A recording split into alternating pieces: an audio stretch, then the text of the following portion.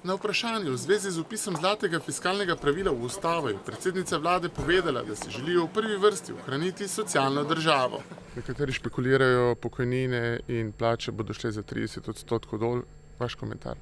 Ne, da nekateri špekulirajo, to sem v bistvu tudi sama povedala, ko sem hotela zelo plastično prikazati, kaj bi pomenilo, da v enem letu želimo konsolidirati javne finance. In če bi to moralo biti v letošnjem letu, pomeni vse to, kar ste povedali. Ker pa mi tega ne bomo delali na tak način, skratka bomo res to raztegnili na daljše obdobje, ni nobene bojazni.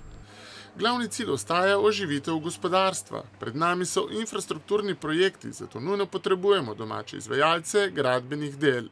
Mislim, da bi bilo treba spremeniti kakšen zakon, če bi želeli iz tega dela Primorja ohraniti predvsem tisti del, ki se nanaša na reference, skratka, da bi se novo podjetje, pa je to Primorje ali pa kakorkoli drugače bi ga imenovali, lahko prijavljalo na razpise in bi potem dela, ki bodo narejena, ostala doma. Prvi, ki bo kot kaže dobil državni denar, je koprski Cimos. Ta sedaj čaka še na žegen Bruslja.